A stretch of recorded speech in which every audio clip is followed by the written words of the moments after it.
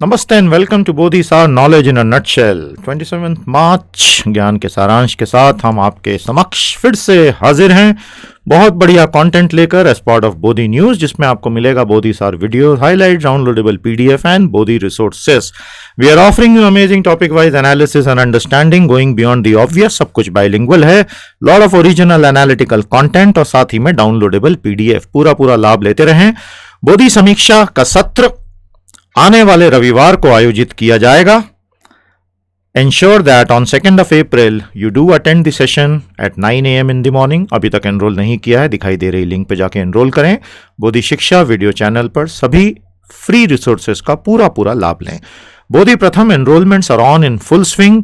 bodhipratham.com पर जाकर इस अद्भुत कोर्स की सारी जानकारी लें। दिखाई दे रहे नंबर पर भी आप सारी जानकारी प्राप्त कर सकते हैं। Bodhi stars have been offering a lot of their testimonials। हमारे बहुत प्यारे छात्र देश भर से लगातार टेस्टिमोनियल्स बोधी बूस्टर पोर्टल के लिए लिख रहे हैं। Let me share some of these amazing emotions with you. ये रहा बोधी बूस्टर नॉलेज पोर्टल का होम पेज, ये रहा बोधी स्टार्स का लिंक्ड पेज, ये रहे हमारे बोधी सितारे। So we would like to thank all of these Bodhi stars for having written beautiful heartfelt emotions। Pankaj Kumar from Hoshiarpur, बहुत बहुत धन्यवाद पंकज, आपने इतने मधुर शब्दों का प्रयोग किया।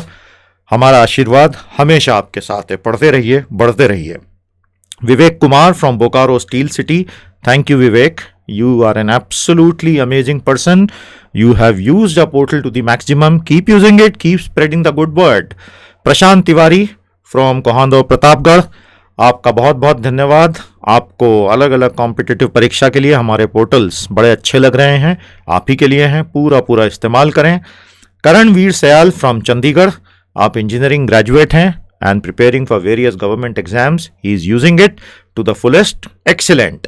अमरजीत देवीदास फ्रॉम सोलापुर, हमने पिछले सेशन में भी आपके बारे में बताया था, वर्किंग एग्जीक्यूटिव हैं। Gopiram ji from Pali and many more. Thank you very much. Keep flowing The emotions in the similar manner। आपके इसी प्रोत्साहन से हमारी टीम को बल मिलता है आगे अच्छा काम करते रहने में। Brought to you by PT Education and PT's IAS Academy। Let's get started with the work for today। आज का काम शुरू करते हैं। From mediocrity to excellence, India a superpower। हम बात करेंगे कि किस प्रकार साधारण से उत्कृष्टता की ओर भारत एक महाशक्ति बनने की ओर अग्रसर हो सकता है। Why Irom Sharmila lost out the dark side of NGOs। क्या हुआ कि इरोम शर्मिला जैसा बड़ा नाम अचानक से चुनावों में बुरी तरह से परास्त हुआ। डार्क साइड ऑफ NGOs, गैर सरकारी संगठनों का श्याम पक्ष। यूरोपियनिज्म एंड इट्स लिमिट। यूरोप एक बहुत बड़े संघर्ष के दौर से गुजर रहा है, उसकी क्या सीमाएं हैं यूरोपवाद की, वो हम देखेंगे। तो ये बहुत ही बेहतरीन 3 लेख हैं। आइए शुरू करें। बोधी सार की अपनी नोटबुक रेडी रखें, हर चीज लिखते चलें, बहुत कुछ सीखने को मिलेगा। Are we ready? Here we go.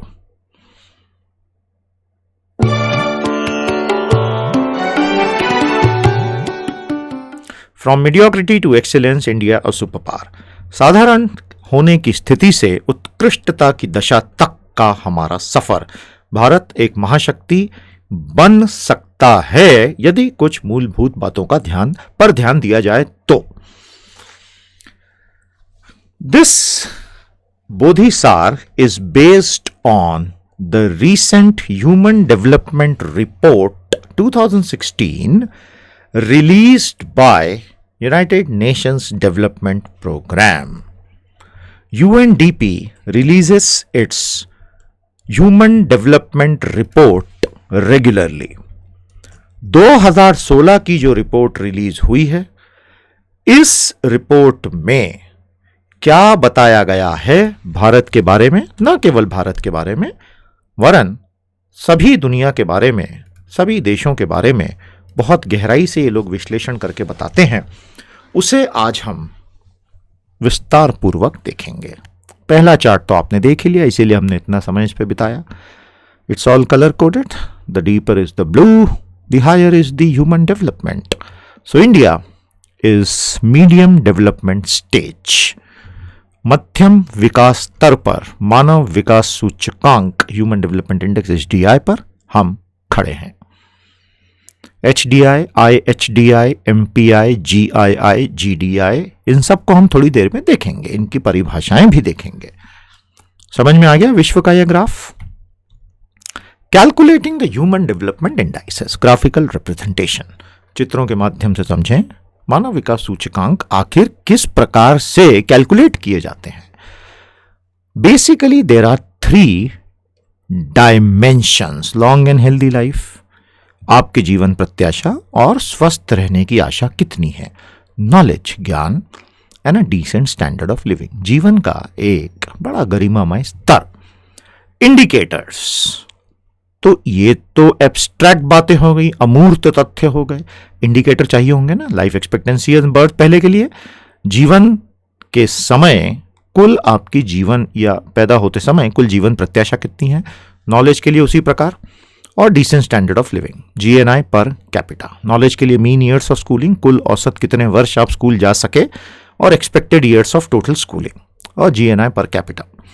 Dimension index, these are individual indices जिनका क्यूब रूट लेकर HDI निकलता है। Life expectancy index, education index, GNI index. तो under root LI into EI into GNI will be HDI, cube root of that. इस प्रकार से human development index का यह अद्भुत सूचकांक UNDP लगातार रिलीज करता है। अब एक होता है इनइक्वालिटी एडजस्टेड HDI। तो यदि असमता पर देखें HDI को, तो उसके ये अलग अलग कंपोनेंट्स हैं, इन्हें आप आराम से बाद में पढ़िएगा। Gender inequality index GII, these are the various components, इनको आप बाद में पढ़िएगा। एक इंपॉर्टेंट बात आपको यहीं बता दें, the complete UNDP HDR, United Nation development programme human development report, has been linked for you on the Bodhi resources page. ये एक बहुत ही महत्वपूर्ण डॉक्यूमेंट है, इसे मिस नहीं करना है। ये आपको दिख रहा है IMF, OECD, UN, world bank reports, इसको आप ओपन कर लीजिएगा। इसमें आपको ह्यूमन डेवलपमेंट इंडेक्स की लेटेस्ट रिपोर्ट्स लिंक मिलेंगी, डाउनलोड कर लीजिए। उसके 3-4 रिपोर्ट्स आपको मिलेंगे, पढ़ लीजिएगा। मल्टी डिमेंशनल पॉवर्टी इंडेक्स इस तरह से होता है। और finally HDI is the index for life, index for education, index for income, इन सब के क्यूब रूट्स का प्रोडक्ट। थोड़ा ज्यादा गणित हो गया कुछ लोगों के लिए, सांस ले लो बेटा, समझ गए। Human development indicators for India, हमारा रैंक है 131, बहुत ही खराब रैंक है 188 में से। 1990 से लेके 2016 तक के ट्रेंड्स आप यहां पे देखेंगे तो आपको दिखाई देंगे। हम कॉन्स्टेंटली सुधर रहे हैं, लेकिन हम बड़े बिगड़े हुए लोग हैं, इतनी जल्दी सुधरने वाले कहां, इसलिए अभी 131 पर ही अटके हुए हैं और हमारा ग्रॉस स्कोर है 0.624। You can also see the special graph which has been made there, India and the world, और उसमें हम कहां हैं। भारत इस सूची में बहुत जल्दी प्रकट होगा, हम अवतरित होंगे।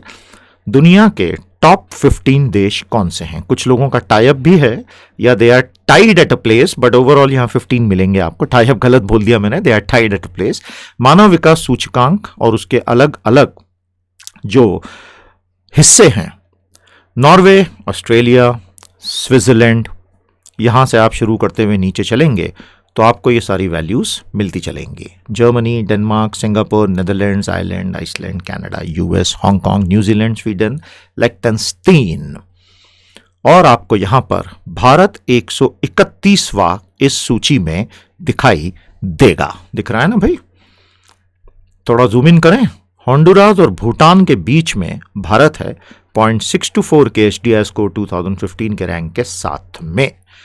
Gender development index 0.819, inequality adjusted HDI 0.454, multi dimensional poverty index 0.282। कुछ दूसरे आंकड़े ये आपके अदरवाइज रेफरेंस के लिए बहुत यूजफुल होंगे।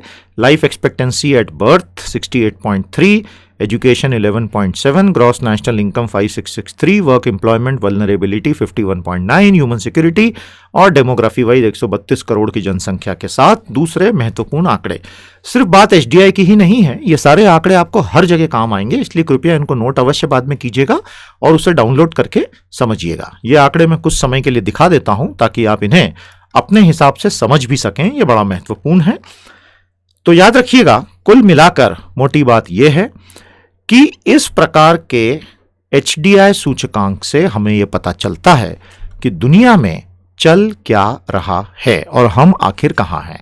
तो हम बातें सुपर पावर बनने की जितनी भी करें, ultimately the whole idea remains that we have a long way to go. हमें एक लंबा रास्ता तय करना है और इस प्रकार हम पहले यदि उसे स्वीकार करेंगे तभी स्थितियां सुधरेंगी। अब लिखना शुरू कर लीजिए।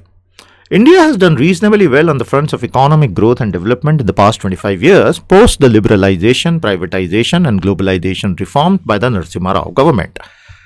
आप और हम सभी जानते हैं 1991 में नरसिम्हा राव जी की सरकार ने एलपीजी लाया था। After that, we have not done bad as far as economic growth is concerned and as far as overall development and human development is a part of it. But it is quite apparent, visible that the resultant high income has not translated into a better quality of life for a majority of the population, showing huge economic disparity. Unfortunately, the economic survey year after year have also been pointing out this very stark truth about India, that economic disparities are huge, and so GDP growth does not automatically translate into the success of India as a human society. Read a full Bodhi on state of Indian economy and politics. Bodhi booster पर आपको एक पूर्ण बोधी मिलेगी, भारतीय अर्थव्यवस्था और राजनीति की स्थिति। इसे अवश्य पढ़िएगा, लेटेस्ट बोधी है, इसमें बहुत सारे आंकड़े हमने कवर किए हैं। Third, economic development requires high investment. There has been a lot of investment in various areas including the one catalysed by foreign investments. There is no doubt India has been able to attract a lot of foreign investment. क्या आप हमें बता सकते हैं कि जब से हमने फुल स्पीड में एफडीआई ट्रैक 2001 से करना शुरू किया, वहां से लेकर 2016 अंत तक कुल कितना एफडीआई बिलियंस ऑफ डॉलर्स में भारत आकर्षित कर चुका था? बोधी शिक्षा के कमेंट थ्रेड में हमें अवश्य बताइएगा what was the total amount of FDI. Bodhi resources पे हमने सीएसओ का वो रिपोर्ट भी लगा रखा है, उससे भी आपको काफी जानकारी मिलेगी। फाइनेंस मिनिस्ट्री ने भी रिलीज की थी रिपोर्ट, सीएसओ का नहीं था, डीआईपीपी का रिपोर्ट था, उसे आप नोट कीजिएगा और उसमें ये आंकड़े दिए हुए भी थे। पहले बोधीसार में बात भी हुई है। Sadly the human development sector has remained untouched. तो दुख की बात यह है कि इतना सब अच्छा होने के बावजूद भारत मानव विकास के क्षेत्र में बहुत अच्छा कार्य नहीं कर पाया है।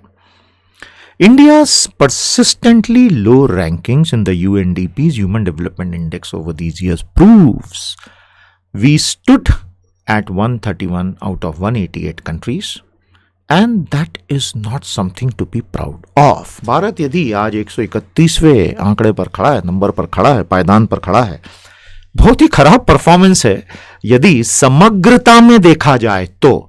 Individually, of course, on various parameters, our ISRO is doing wonderfully well, DRDO is doing wonderfully well, IITs and IIMs may be doing well, but as a nation, we are not doing too well. और जब तक हम भारतीय खुद इस चीज को खुले दिल से स्वीकार नहीं करेंगे तो बात सुधरेगी कैसे? Lot of work has been done towards raising life expectancy at birth from 58.2 to 68.3 years. ये आंकड़े जरूर याद रखिएगा।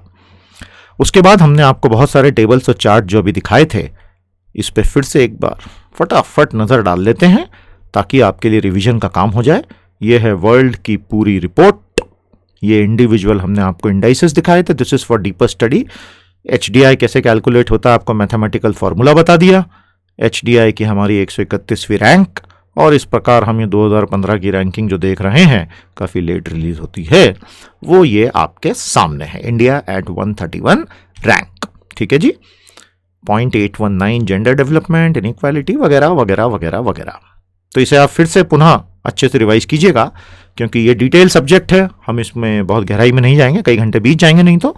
Sixth, there definitely has been progress in increasing awareness on the issues affecting women's empowerment. Improvement has also been made in the field of public safety, discrimination in inheritance rights, and equal employment opportunities. So these are areas where India has done reasonably well across religious strata. So we have done reasonably well in public safety, सार्वजनिक सुरक्षा, discrimination in inheritance right.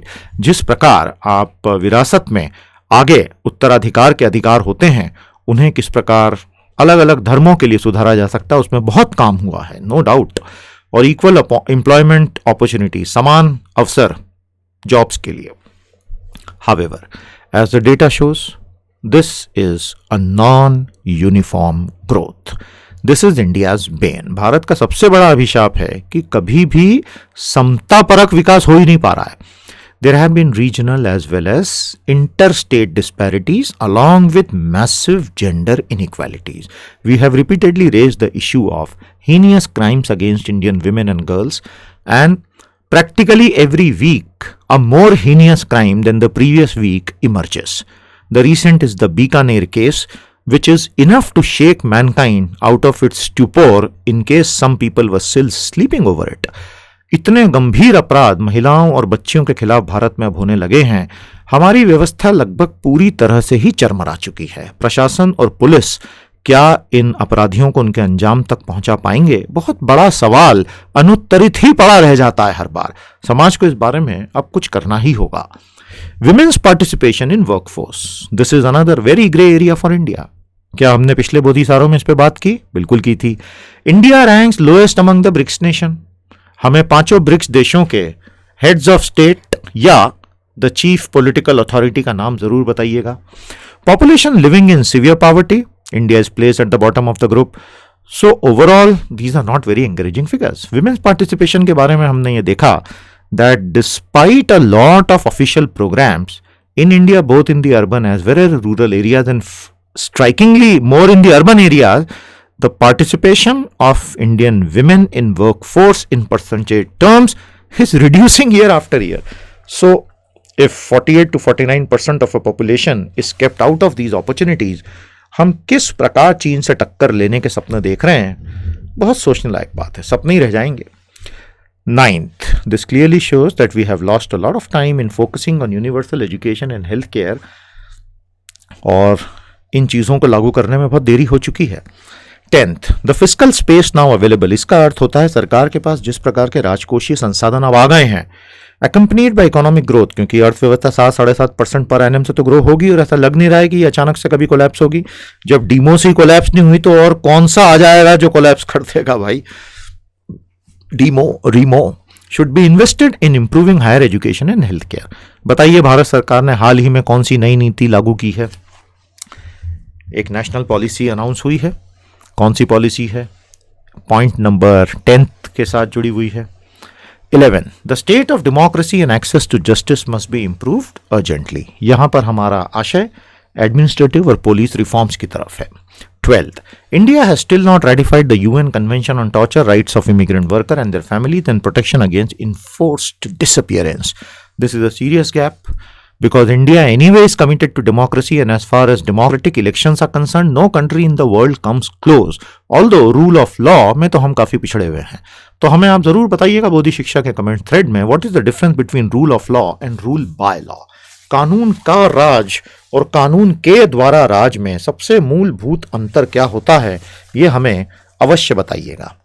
बहुत सारे बोधि शिक्षा पर इससे जुड़े हुए video available हैं. आप जब पीडीएफ डाउनलोड करेंगे आपको लिंक भी मिल जाएगी. जितना कुछ लाल में है ये सब लिंक मिलेगा आपको. फाइनली इसको समरी की तरफ अब ले जाएं. हमने बहुत सारे बिंदु देख लिए, अब इसको हम अंतिम निष्कर्ष की ओर ले जाने की तरफ हैं. Quality of life would depend on meeting the emerging challenges of urbanization, housing for all, access to power, water, education and healthcare. ये वो चीजें हैं जो वाकई में मानवों पर सीधा सीधा असर डालती हों. सरकार की बैलेंस शीट में भले ही ये काफी चीखते हुए दिखाई न दें, लेकिन इंसानों पर इनका असर बड़ा प्रत्यक्ष होता है. इसमें किसी के भी मन में कोई डाउट बिल्कुल भी नहीं होना चाहिए. So things which really affect human life are the things which are worth investing in, isn't it? तो और बताइए ऐसी कौन सी चीजें हैं जो सरकारी आंकड़ों में बड़ी अच्छी दिखती हैं, लेकिन जब हम मानवीय आंकड़े देखते हैं तो उनका एक बहुत अलग सा चेहरा निकल कर सामने आने लगता है. ये सब हिंदी में अलग से अवेलेबल है. आज का पीडीएफ डाउनलोड कर लीजिएगा बोधि न्यूज में, उसमें आपको ये सारी चीजें हिंदी में मिलेंगी. भारतीय अर्थव्यवस्था राजनीति पर संपूर्ण बोधि हिंदी बोधि बूस्टर पर पढ़ें.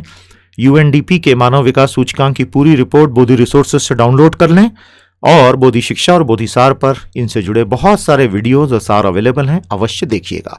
उम्मीद करते हैं यूएनडीपी एचडीआई जैसे महत्वपूर्ण मुद्दे पर आज आपको बहुत सारी महत्वपूर्ण जानकारियां सार गर्भित तरीके से देने में हम सफल रहे।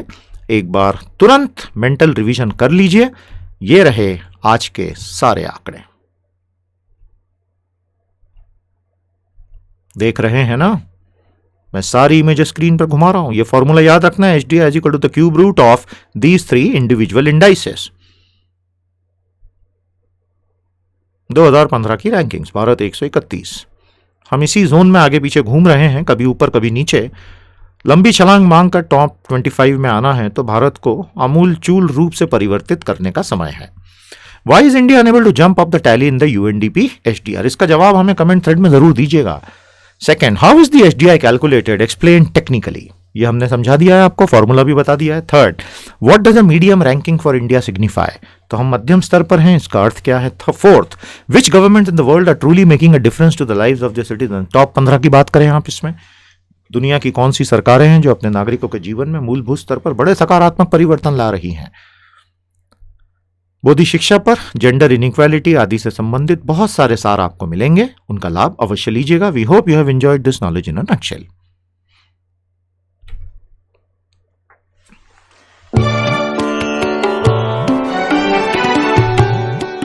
Y Irom Sharmila lost out the dark side of NGOs? सभी इरोम शर्मिला को जानते हैं, एक बहुत बड़ी सोशल एक्टिविस्ट रही हैं।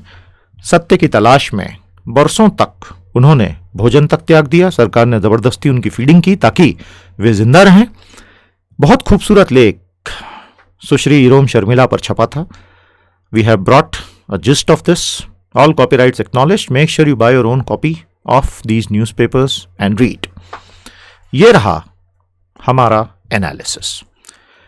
Irom Chanu Sharmila of Manipur, the lady who fasted for 16 years asking for the removal of the Armed Forces Special Powers Act AFSPA from her state, finally ended her fast in 2016 and decided to formally enter politics. She formed her own party, People's Resurgence and Justice Alliance, PRJA Praja. Very nice name.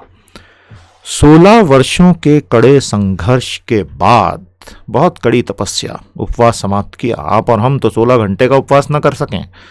उन्होंने सशस्त्र बल विशेष शक्ति अधिनियम आस्पा को हटाने के लिए उपवास किया था। उन्होंने उपवास तोड़ा and she declared she will enter politics and she formed her own party प्रजा, PRJA। ये सब याद रखिएगा, बहुत लाभ होगा। तो बिल्कुल ठीक अरविंद केजरीवाल की तरह इनकी स्टोरी है। केजरीवाल भी सोशल एक्टिविस्ट से पॉलिटिक्स में आए। ये सब पढ़े लिखे और बड़े सभ्य लोग हैं जो देश में सकारात्मक परिवर्तन चाहते हैं। हमें ऐसे लोगों को हतोत्साहित नहीं करना चाहिए, हमें इन्हें प्रोत्साहित करना चाहिए। आप और हम किसी भी पार्टी के साथ, बीजेपी हो, कांग्रेस हो, एसपी, बीएसपी, किसी के भी साथ लॉयल्टी रखें। हमारी सबसे पहली लॉयल्टी भारत के साथ होनी चाहिए और लोकतंत्र के साथ होनी चाहिए। और इसीलिए अरविंद केजरीवाल जी हों या इरोम चानू शर्मिला हो, हमें कभी भी इनका मजाक नहीं उड़ाना चाहिए, क्योंकि ये खुद के लिए लड़ाइयां नहीं लड़ रहे हैं, ये लड़ाइयां हमारे लिए लड़ रहे हैं। ये बात आज नहीं तो कल आपके समझ में आएगी। Although you may and up voting anyone. ये पॉइंट आपको समझ में आया? इस पे आपके कोई विचार हो तो हमें कमेंट थ्रेड में अवश्य बताइएगा। So we continue with this story. बड़ी मजेदार कहानी है, आपको बहुत बहुत बड़ी बात इसमें पता चलेगी। सो Irom Chanu Sharmila, she contested the March 2017 assembly elections in Manipur against the CM Okrami Bobi Singh of Congress. It was expected by many that she will win, but she lost badly. How badly? She got only 90 votes. In fact, Nota had got 143 votes. तो हमें जरूर NOTA का full form बताइए, और NOTA का option कब से आया और क्यों आया भारत के इलेक्शन प्रोसेस में, यह भी जरूर बताइएगा। ये हमें आप बोधि शिक्षा की कमेंट थ्रेड में बताइएगा। So what really happened? Can we do a quick analysis? Yes, we can. Sharmila was not merely a social activist who was fighting for a cause for 16 years, but she actually had become an industry much larger than her personality. Her failed political attempt may as well have been caused In fact, it may as well have caused a huge dent even to a stature of a strong social activist fighting for a cause, because people will now judge her by that benchmark that, oh, she got only 90 votes, that means nobody really likes her and that means it was all just a balloon. तो analysis ये है, लेकिन गलत क्या हुआ उस पर अभी हम आ रहे हैं. जो एक तात्कालिक विश्लेषण है वो ये है कि यदि इरोम चानू शर्मिला एक सामाजिक कार्यकर्ता थी और उससे भी बढ़कर वो अपने आप में एक पूरा उद्योग बन गई थी जो उनके व्यक्तित्व से बहुत बड़ा था, इंस्टीट्यूशन बन गई थी, तो कहीं ऐसा तो नहीं है कि उनकी सामाजिक कार्यकर्ता की छवि को भी बहुत गहरी चोट इस वजह से लग गई. आइए देखते हैं व्हाट वेंट रॉन्ग. यहां है असली कहानी. First, a section of the Meiteis. Meitei ये शब्द याद रखिएगा. Meiteis are the biggest ethnic group of Manipur, mostly Hindus. They feel that her vanity and dependence on a small group of people let her down. So these Meiteis, which is the biggest ethnic group of Manipur, largely Hindus, उनको ऐसा मानना है कि शायद सुश्री शर्मिला का अभिमान और लोगों के बहुत छोटे समूह पर उनकी निर्भरता ही उनकी पराजय का कारण बन गया. उसके बाद मैरा पेबिस, द विमेन टॉर्च बेयरर्स, एक ग्रुप था औरतों का, मैरा पेबिस women torch bearers.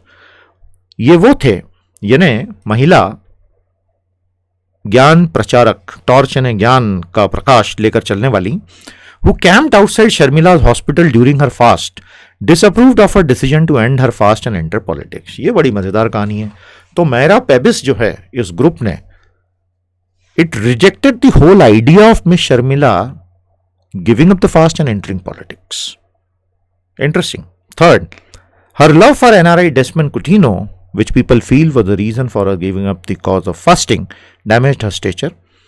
And fourth, Coutinho himself declared as her sole spokesperson, which may have damaged her cause. ऐसा कई लोगों को लगता है. तो आप यहाँ तस्वीर में श्रीमान कुटिनो साहब को भी देख सकते हैं और मैडम इरोम चानू शर्मिला को भी देख सकते हैं.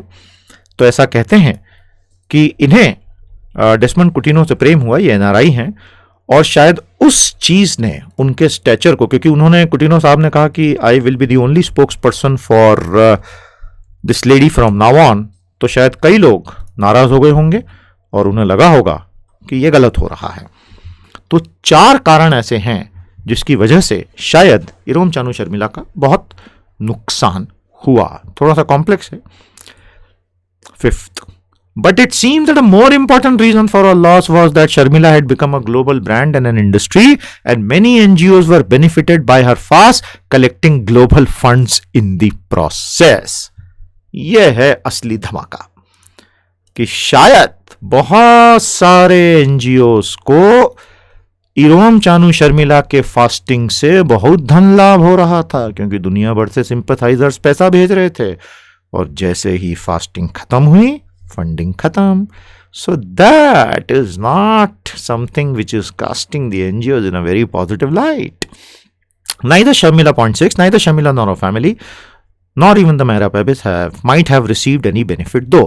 तो यहाँ पर उंगली इस आर्टिकल में किसी भी तरह से न तो शर्मिला पर उठाई जा रही है, न इन विमेन टॉर्च बेयरर्स पर उठाई जा रही है, लेकिन उन सभी छोटे बड़े एनजीओs को जो उनके आसपास घेर के वेस्टेड इंटरेस्ट के रूप में खड़े थे. Indian politics has now probably become too cynical where there is no place for people who fast for a cause. एक महात्मा गांधी थे जिन्होंने सत्याग्रह उपवास के जरिए कर ब्रिटिश साम्राज्य की चूलें हिला दी थी, और एक आज का भारत है जहां यदि कोई सत्याग्रह करता है या उपवास करता है तो लोगों को शायद यकीन ही नहीं होता है कि ये वाकई किसी परोपकारी प्रयोजन से सत्याग्रह कर रहा है. So this is a very different kind of a topic and we consider it very important to be brought to your notice. अनेक सोशल इश्यूज पर बोधि शिक्षा चैनल पर आपको बहुत से एनालिसिस मिलेंगे, अवश्य देखिएगा. कुछ प्रश्न आपको दिए जाएं, इनके उत्तर ढूंढिए. In what ways do the NGOs knowingly और unknowingly deviate from the declared goals of social welfare into the territory of self indulgence? What would be an ideal road ahead for Irom Sharmila now? Are NGOs helpful or not? How should a society view them? We hope you have enjoyed the knowledge in a nutshell. इन उत्तरों की हमें प्रतीक्षा रहेगी.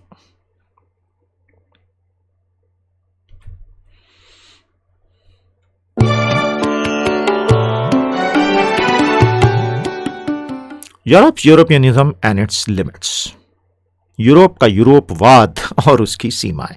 बहुत ही बढ़िया लेख है, इसमें बहुत सारे गहरे इंसाइट्स आपको मिलेंगे। This will be a great revision of political treaties and world politics for you. ये रहा यूरोपियन यूनियन। पृथ्वी घूमती जा रही है, नॉर्थ पोल ऊपर है, साउथ पोल नीचे है। वैसे न तो कुछ ऊपर है न तो कुछ नीचे है, क्योंकि ब्रह्मांड अनंत है। नॉर्थ और साउथ केवल कन्वेंशन है। आप नॉर्थ पोल को साउथ पोल बोल दीजिए, कोई फर्क नहीं पड़ेगा किसी भी चीज को। इनफैक्ट विश्व का मानचित्र आप उल्टा लटका दीजिए, कोई फर्क नहीं पड़ेगा, सब कुछ वैसा का वैसे ही रहेगा। दीज आर जस्ट कन्वेंशंस, इस बात को ध्यान रखिएगा। Okay, these are some critical facts of the European Union. Formation, Treaty of Rome, Treaty of Maastricht, and the last polity admitted. Area, water percentage. तो एरिया है इनका 44,75,000 स्क्वायर किलोमीटर। भारत का कितना है भाई?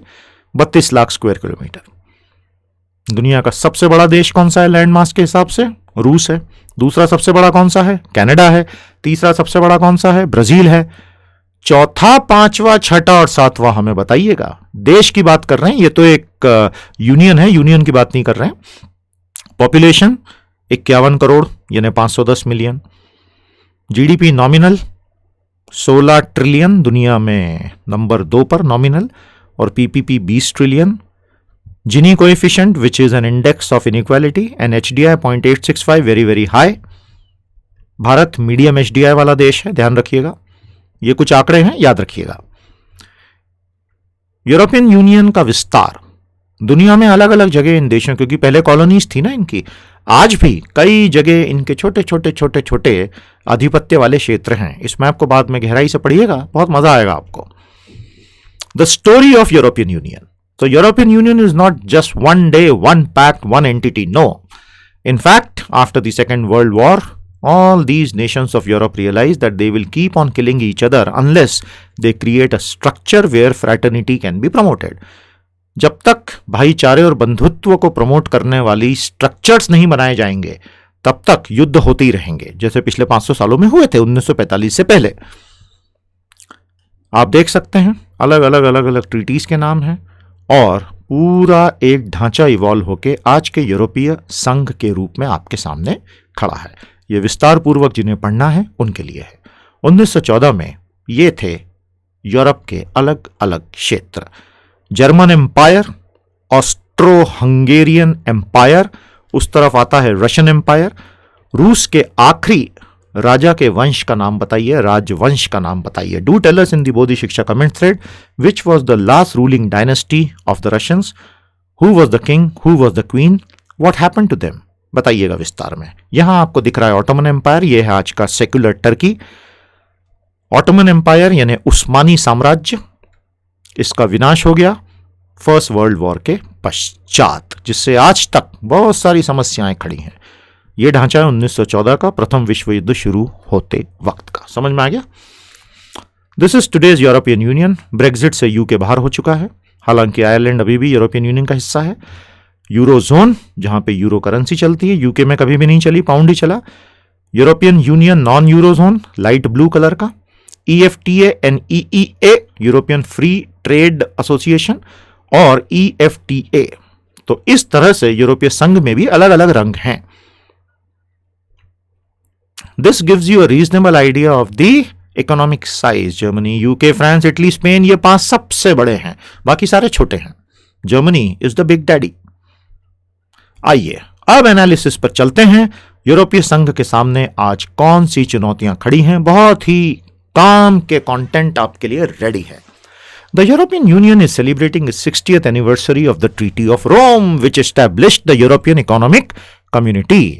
वाकई में तो एक बार फिर से रिवाइज करना पड़ेगा भाई। कहां दिख रही है ट्रीटी ऑफ रोम? जल्दी देखिए। रोम ट्रीटी दिखी आपको 1957 में, तो वहां से 67, 77, 87, 97, 2007, 2017, 60 साल हो गए ना। तो ये रोम की संधि से 6 दशक बीत गए, उसकी वर्षगांठ यूरोपीय संघ आज मना रहा है, ध्यान रखना। These celebrations come in the shadow of threats of disintegration of the bloc, possibly due to Brexit, and also deep economic crisis running unabated in some of the member states. Unfortunately, instead of having a celebratory feeling about it, the European Union seems to outsiders, maybe the insiders will disagree. तो आप यदि Europe में रहने वाले नागरिक हैं तो जरूर आप डिसएग्री करें. वैसे आपको हिंदी समझ में आएगी नहीं तो आप डिसएग्री करेंगे कैसे? Threats of disintegration of the bloc due to Brexit and also deep economic crisis. ठीक है, तो विघटन का खतरा है, गंभीर आर्थिक संकट की छाया जो कि डेट क्राइसिस के बाद हुई. The European Union brought 11 war-torn former Soviet bloc nations together, guiding their post-communist transition and establishing them as peaceful democracies. बड़ा महत्वपूर्ण बिंदु है भैया. यूरोपीय संघ ने 11 युद्ध से बुरी तरह शत विक्षत सोवियत घटक देशों को एक साथ लाया और साम्यवाद पश्चात उनके संक्रमणकालीन काल में उन्हें शांतिपूर्ण लोकतंत्रों की ओर कैसे जाना, ये राह प्रशस्त की. European union countries exhibit the lowest income inequalities anywhere in the world. इसीलिए कुछ बहुत हाई है यहां पे. क्या हाई है भैया? HDI 0.865. समझ गए ना? कनेक्ट हो रहा है. तो पॉइंट 2 क्लियर है. Point 3, today however the European Union is facing a serious crisis. What are the various aspects of the crisis? Number 1, Brexit बहुत बड़ी आपदा है, सब कुछ टूट सकता है. B, huge youth unemployment in Greece and Spain, very sad and unfortunate, entire generations are being lost. C, debt and stagnation in Italy, कर्ज का संकट और ठहराव का संकट. D, surge in populist movements across various nations, although the last word hasn't really been spoken on that yet. And E, the backlash against immigrants and Euro. These are the 5 major issues which the European Union is now facing. समझ में आ गया? Fourth, it is time for a drastic transformation of its institutions. Everybody agrees that for the European Union, it is time that they do a fundamental rethinking of some of its institutions. जब तक मूलभूत परिवर्तन अपनी कुछ संस्थाओं में नहीं होगा, बात बनेगी नहीं. European Commission President Jean-Claude has released a white paper. It outlines 5 possible paths. तो यूरोपीय आयोग के जो अध्यक्ष हैं जॉन क्लाउड, उन्होंने यूरोप के भविष्य पर श्वेत पत्र जारी किया है. It outlines 5 possible paths.